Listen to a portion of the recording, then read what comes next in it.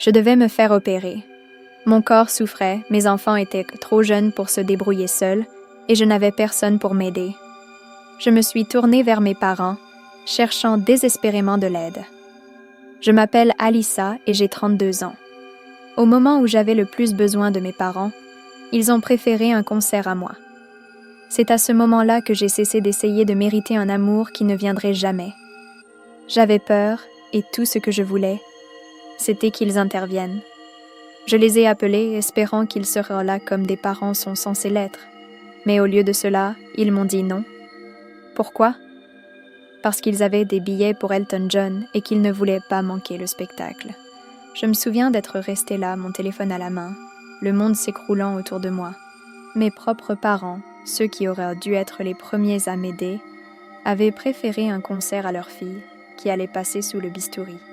C'est à ce moment-là que j'ai compris.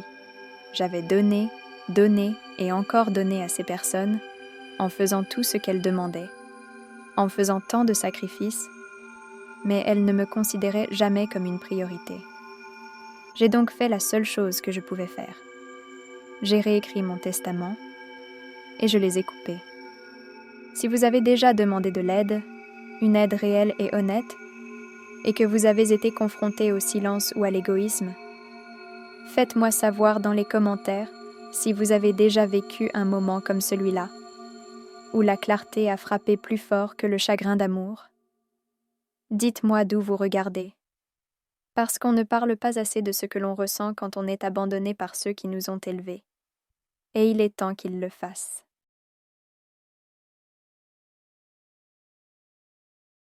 Je suis une mère célibataire de 32 ans, et la vie n'a pas toujours été facile. Élever des jumeaux, gérer ma propre vie et essayer de tenir le coup certains jours me donnait l'impression d'un numéro de jonglage qui pouvait basculer à tout moment. Mais j'ai continué à aller de l'avant. J'avais cette idée en tête, cette conviction que lorsque la vie serait difficile, la famille serait là pour m'aider. Mes parents, tous deux retraités et vivant confortablement, étaient censés m'épauler. Je pensais qu'ils seraient les premiers à intervenir lorsque j'aurais le plus besoin d'eux.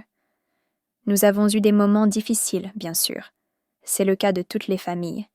Il y a eu des moments de tension, des désaccords et des différences. Mais au fond de moi, j'étais persuadée qu'ils seraient là quand ça compterait vraiment.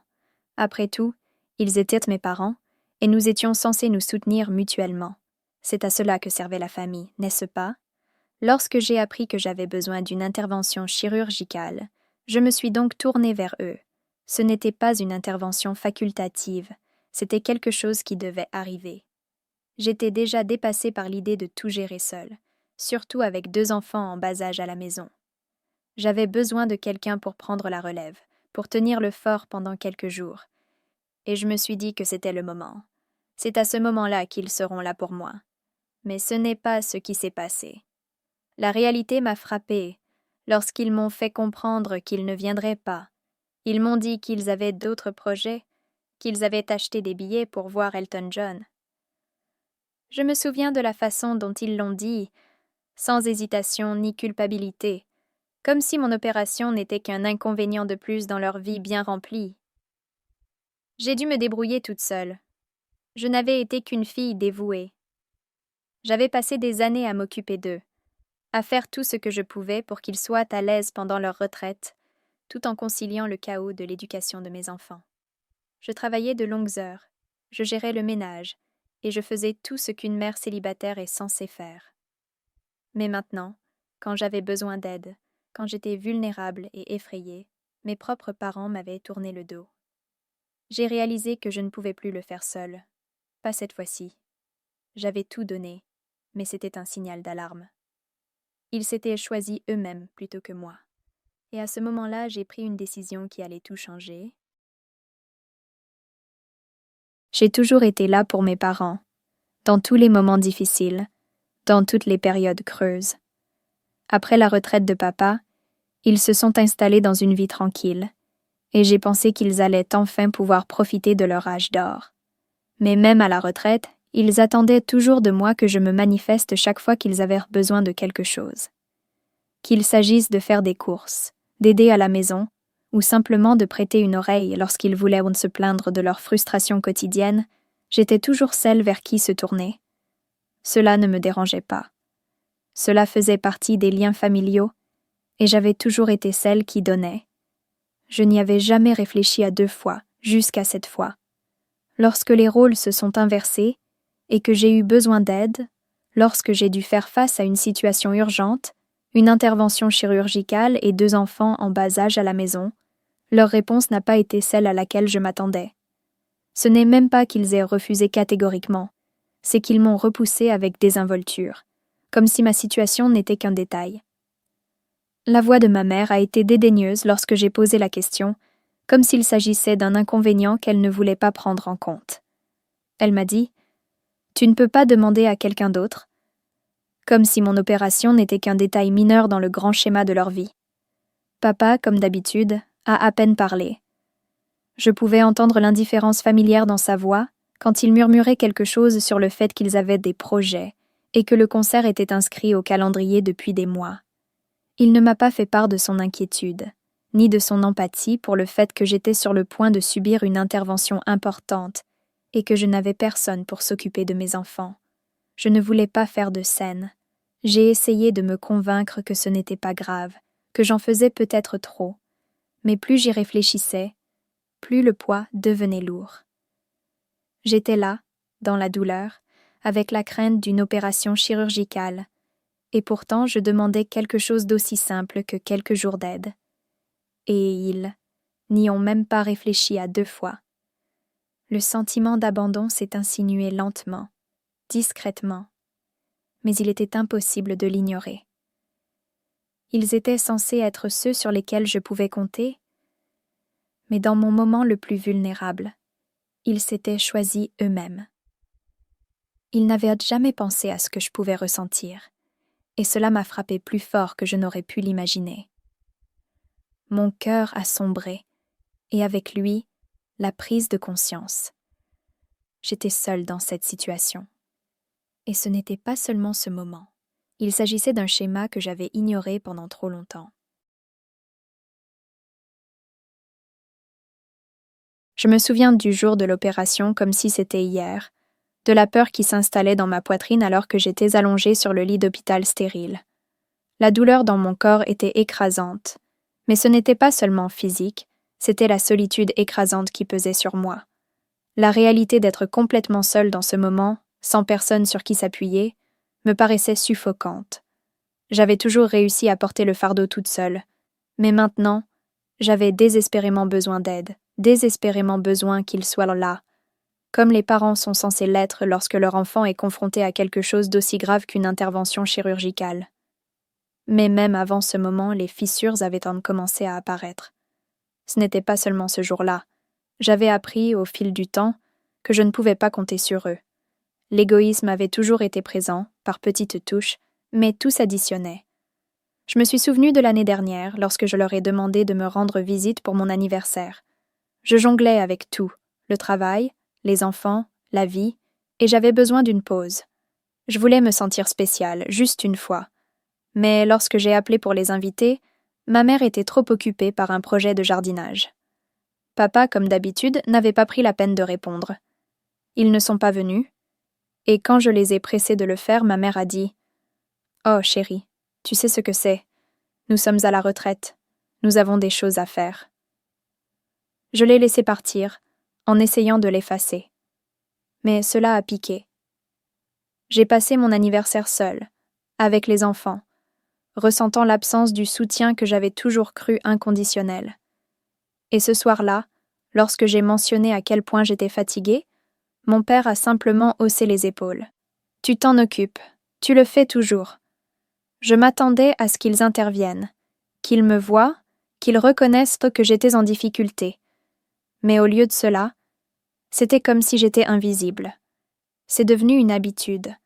Ils m'appelaient lorsqu'ils avaient besoin de quelque chose.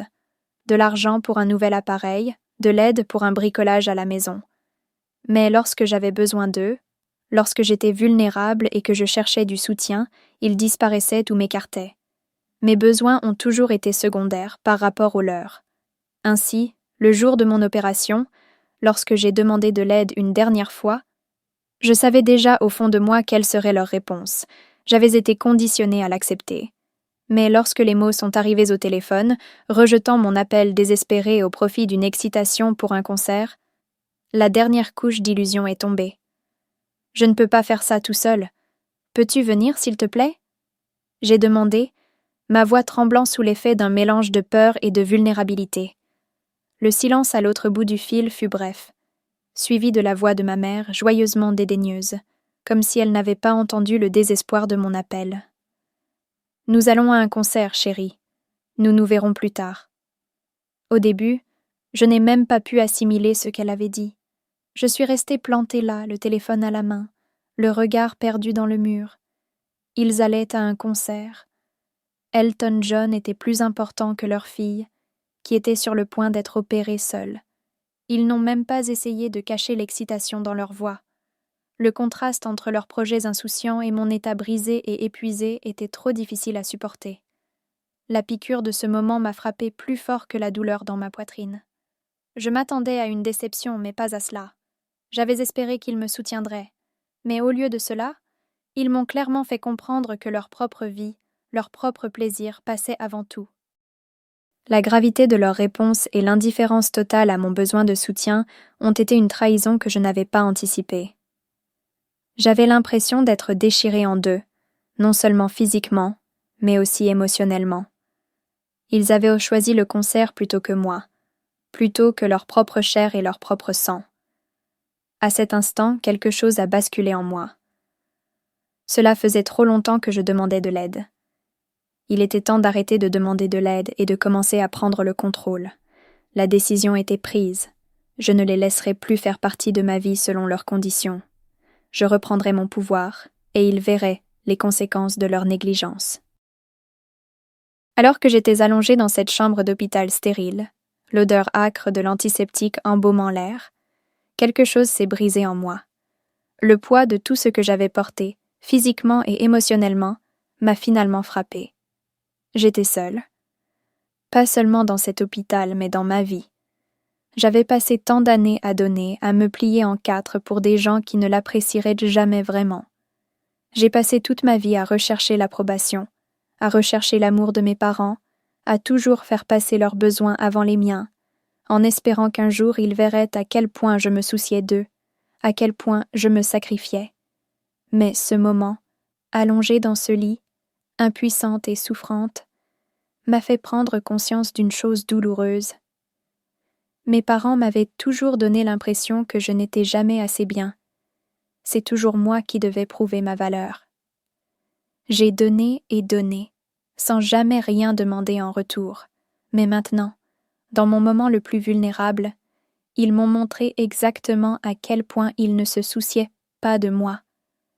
Je n'ai jamais exigé beaucoup d'eux. Je ne leur ai jamais demandé de faire quelque chose qu'ils ne pouvaient pas faire, mais là c'était différent. J'avais besoin d'eux maintenant, et au lieu de m'offrir un simple coup de main, ils m'ont tourné le dos. Ce n'était pas seulement l'opération, c'était tout ce qui avait précédé. Leur indifférence, leur rejet était le point culminant d'années de négligence émotionnelle. J'étais fatiguée d'être celle qui suppliait pour leur amour, pour leur temps. J'étais fatiguée de rechercher l'affection de personnes qui ne me voyaient pas, qui ne voyaient pas ma valeur. Dans cette chambre stérile, avec le bruit de mon cœur battant à mes oreilles, j'ai pris une décision. Une décision que j'avais trop peur de prendre depuis si longtemps. Je ne serais plus celle qui courait après leur affection. S'ils ne pouvaient pas être là pour moi quand j'en avais le plus besoin, alors je cesserais de leur donner tout ce que j'avais. Je n'avais plus besoin d'eux pour me valider. J'en avais assez depuis le début. La vérité m'a frappée de plein fouet, mais dans cette clarté, j'ai trouvé la force. Je n'allais pas continuer à donner à des gens qui ne pouvaient pas me rendre l'appareil. Le temps était venu de reprendre le contrôle de ma vie, d'arrêter de verser de l'eau dans une tasse vide. Je cesserai de me sacrifier pour ceux qui ne l'apprécieront jamais. Je commencerai à me donner la priorité. Les jours qui ont suivi mon opération ont été difficiles, mais j'y suis parvenue. Mon corps me faisait souffrir et mon esprit était accablé par tout ce qui s'était passé, mais j'ai tenu bon. Je n'avais pas le choix.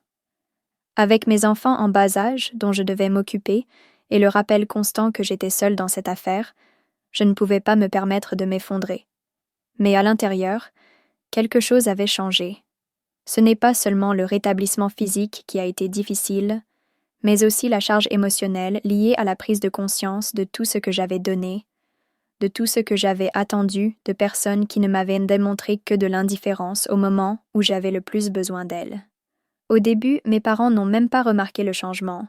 Ils ont gardé leur distance, envoyant de temps en temps un SMS ou essayant d'appeler pour prendre des nouvelles, mais il n'y a jamais eu d'effort réel de leur part pour venir et être présents. Leurs soins étaient vides, rien de plus que quelques mots tapés sur un écran. Je m'éloignais d'eux un peu plus chaque jour.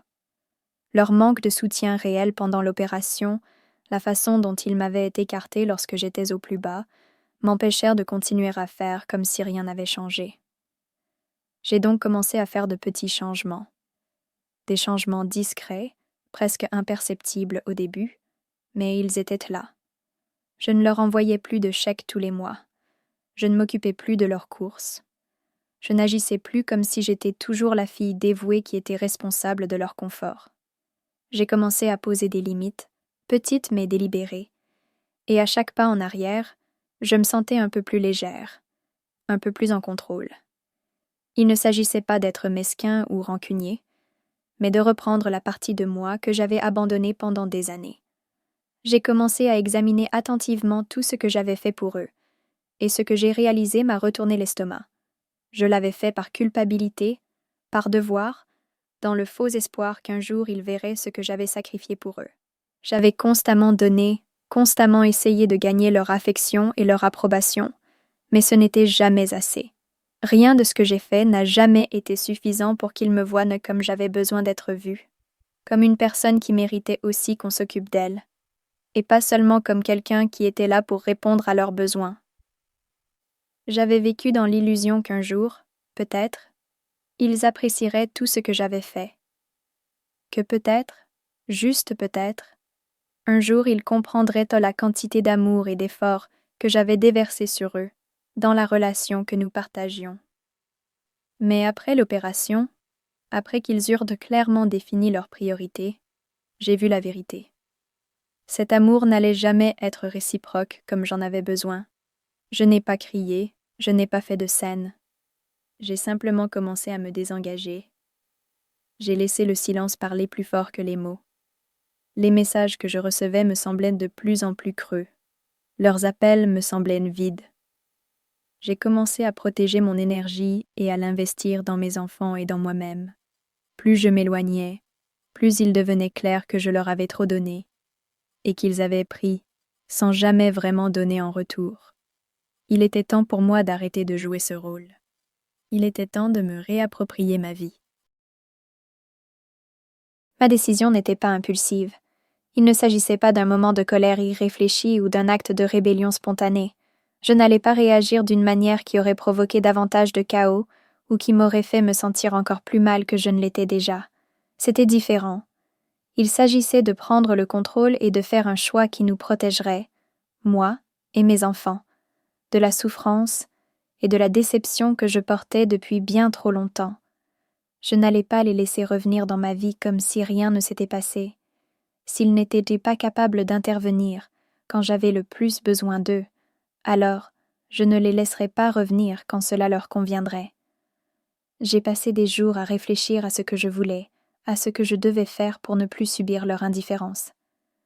La première étape était claire, ne plus les faire passer en premier. J'avais passé des années à le faire, à sacrifier mon temps, mon énergie, mes émotions. Tout cela dans l'espoir qu'un jour ils se rendraient compte de ce que je faisais et me montreraient la même attention en retour. Mais cela n'allait pas se produire. J'ai cessé de me sentir coupable d'exiger quelque chose d'eux. J'ai cessé de me sentir désolée d'exiger la décence humaine élémentaire d'être vue et appréciée. La décision la plus importante que j'ai prise a été de réécrire mon testament. J'ai veillé à ce que mes enfants soient pris en charge, en mettant en place tout ce dont ils auraient besoin, tout en m'assurant que mes parents n'aient aucun droit sur tout ce pourquoi j'avais travaillé si dur. Il ne s'agissait pas seulement d'argent. Il s'agissait de s'assurer qu'à l'avenir, Je ne laisserai aucune partie de ma vie vulnérable à leur négligence ou à leurs droits. Je savais que je ne pouvais pas les affronter tout de suite. Je n'étais pas prête à faire face à leurs excuses ou à leurs tentatives de me faire culpabiliser par des gaz. J'avais besoin du bon moment, un moment où j'aurais le pouvoir de tenir bon et de faire comprendre que mes limites n'étaient de plus à négocier. Ce n'était pas seulement un acte de vengeance, c'était de l'autopréservation. Je me protégeais et je protégeais mon avenir, et je savais que cette décision était le seul moyen de me libérer de l'emprise qu'ils exerçaient sur moi. Ils ressentiraient la perte, mais ils ne la ressentiraient pas seulement de ma part. Ils la ressentiraient dans la réalité que leurs actions ont des conséquences, et je n'allais plus les laisser me marcher dessus. Quelques semaines se sont écoulées depuis que j'ai pris mes distances avec mes parents, et bien que la vie soit toujours difficile, je commence à sentir que je reprends un peu le contrôle. J'avais pris l'habitude de survivre, de m'occuper des enfants, de faire ce que je pouvais pour maintenir un semblant de paix. Mais alors que je pensais avoir commencé à tourner la page, un rebondissement inattendu s'est produit. Je n'ai jamais été du genre à suivre les moindres détails de mes parents, surtout lorsqu'il s'agissait de finances. J'avais toujours pensé qu'ils se débrouillaient seuls. Mais les choses ont commencé à changer après la dernière conversation où je leur ai coupé les vivres. Je me suis surpris à réfléchir davantage aux conversations passées, dont certaines auxquelles je n'avais pas vraiment réfléchi à l'époque. Comme la fois où mon père m'avait dit en passant « J'ai mis quelque chose de côté pour ton avenir, au cas où il nous arriverait quelque chose. » Cela semblait être un autre de ces petits commentaires bizarres, quelque chose qu'il disait et qu'il ne remettait jamais sur le tapis. Je n'y ai pas réfléchi. J'étais trop occupée à gérer tout le reste pour chercher à comprendre ce qu'il voulait dire. Mais tout a changé lorsque j'ai reçu l'appel d'un avocat. Un homme dont je n'avais pas entendu parler depuis longtemps, quelqu'un avec qui mon père avait travaillé, s'est présenté et m'a dit qu'ils avaient découvert quelque chose dans la succession de mon père. Au début, j'étais confus. Je n'avais aucune idée de ce dont il parlait. Puis, les mots m'ont frappé. Un trust familial. Il s'agissait d'un trust que mon père avait créé bien avant que je ne me rende compte que j'en avais besoin. Mon cœur a battu la chamade lorsque l'avocat m'a expliqué que mon père avait pris des dispositions pour moi, mettant de côté une partie de sa fortune pour assurer mon avenir, même si je ne le savais pas à l'époque. J'ai ressenti une poussée d'émotions, surprise, incrédulité et même culpabilité. Comment avais-je pu l'ignorer? Comment mon père a-t-il pu faire cela, sachant comment les choses s'étaient passées entre nous? La fiducie n'était pas seulement un soulagement financier, c'était quelque chose de bien plus important. C'était le pouvoir. Il a fallu un moment pour en saisir tout l'impact. Ce n'était pas seulement une question d'argent. La confiance s'était accrue au fil des ans, et maintenant, j'avais quelque chose de tangible que mes parents ne pouvaient pas m'enlever. Cette confiance n'était pas seulement pour la sécurité de mes enfants, c'était une bouée de sauvetage pour ma propre autonomie. C'était un levier. C'était la seule chose que je possédais qui pouvait me donner le contrôle de ma propre vie, de mon propre avenir. J'aurais pu garder l'argent. J'aurais pu l'utiliser pour mes enfants et moi, nous construire une vie plus confortable et vivre simplement sans avoir à rendre de compte à qui que ce soit. Mais cela ne me semblait pas suffisant. Non, je n'allais pas accepter cela et partir avec ma sécurité. Je n'allais plus me contenter de survivre. J'ai passé trop d'années à être négligée, sous-estimée et abandonnée. Maintenant, c'était à mon tour de prendre position. Je savais que c'était mon moment. Je n'allais pas me contenter d'accepter ce qu'on m'avait donné et de passer à autre chose. J'allais m'épanouir et j'allais le faire à ma façon. J'avais le pouvoir maintenant et j'allais l'utiliser tranquillement, prudemment et stratégiquement. Non pas pour le chaos, mais pour le genre de justice qui m'a été refusée pendant trop longtemps. Cette confiance n'était pas seulement une question de survie, c'était ma chance de prendre le contrôle et de m'assurer que mes parents voient les conséquences de leur négligence.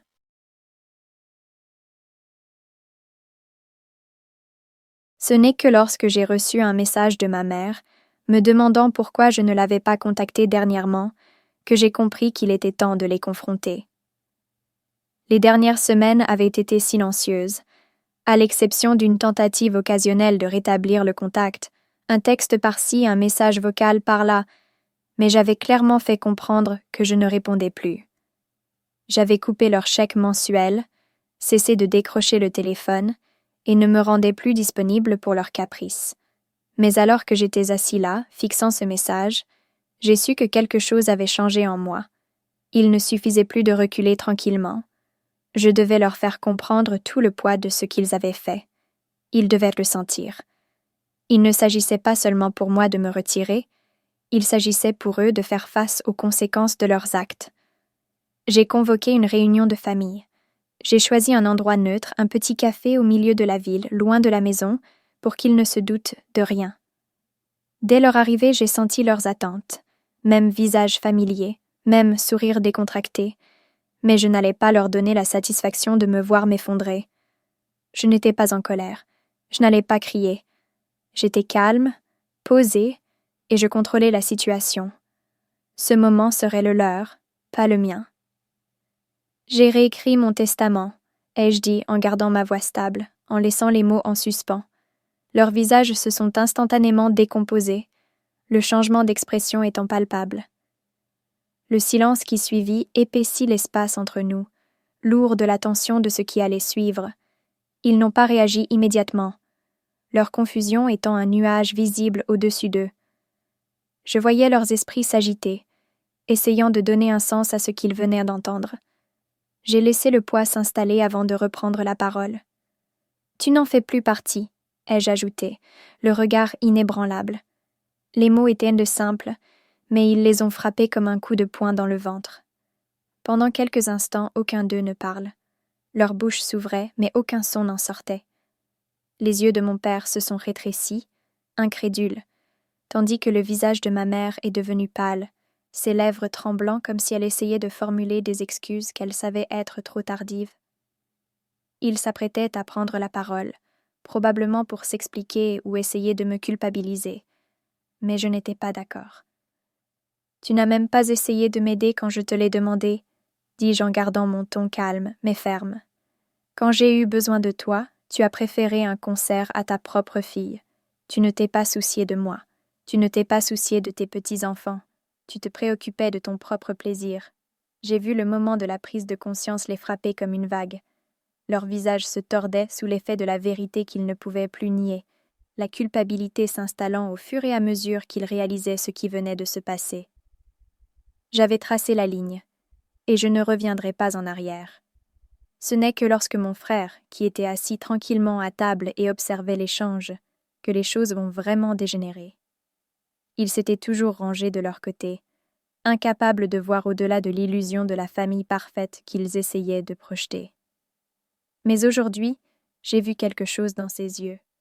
Un changement, une hésitation, alors qu'il assimilait mes paroles. Son regard est passé de moi à nos parents, un éclair de compréhension brisant sa confusion. Il n'a pas pu s'empêcher d'exprimer ce qui n'avait pas été dit depuis si longtemps. « Maman, papa, ce n'est pas juste, » dit-il, la voix basse mais sérieuse. « Elle a raison. Tu ne peux pas continuer à faire ça. Tu ne peux pas t'attendre à ce qu'elle soit toujours là pour toi et ne jamais te montrer quand elle a besoin de toi. » Mes parents se sont tous deux raidis, et le visage de ma mère s'est vidé de ses couleurs. Pour la première fois, je les ai vus confrontés à la réalité de leurs actes, pas seulement par moi, mais par quelqu'un d'autre. Quelqu'un qui a toujours soutenu leur récit, qui a toujours accepté leur version de la famille. La culpabilité qu'ils avaient essayé de cacher était maintenant exposée, et ils ne pouvaient pas détourner le regard.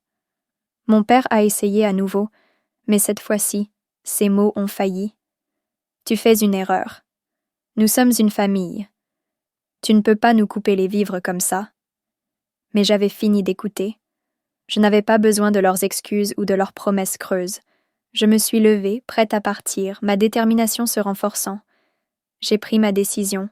Tu ne fais plus partie de ma vie comme tu le penses. La confiance m'appartient, et je ne te demande plus ton approbation ni ton aide. Le silence glacial qui suivit en dit long.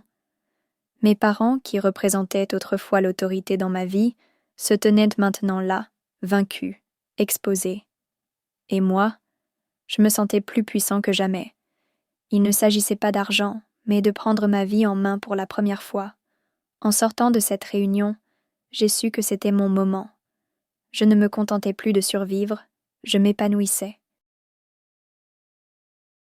Il n'y a pas eu de cris, pas de hurlements, pas d'explosion dramatique. Je n'avais pas besoin de faire une scène. Les mots que j'avais prononcés, les choix que j'avais faits, suffisaient. Le poids de ce que je venais de révéler était suspendu entre nous, et il était clair qu'ils savaient qu'ils m'avaient perdu pour de bon. Ils n'avaient plus besoin de m'entendre. Le regret était visible sur leur visage, mais cela n'avait pas d'importance. Il était trop tard pour des excuses, trop tard pour une réconciliation. J'avais déjà pris ma décision. Mon père, comme toujours, a été le premier à essayer d'arranger les choses. Il a marmonné des excuses, a essayé de s'expliquer, mais les mots étaient vides. Ils n'ont plus le même poids. Comment auraient-ils pu? Comment leurs paroles pouvaient-elles réparer ce qui avait été brisé? Les années de négligence, le sentiment de ne pas être à la hauteur, m'avaient conduit à ce moment. Et je savais, au fond de moi, que rien de ce qu'ils avaient dit ne pourrait effacer le mal qu'ils avaient causé. La fiducie que j'avais découverte, la partie de la fortune de mon père mise de côté pour moi, était à moi. C'était ma sécurité maintenant, mais l'argent ne m'intéressait pas.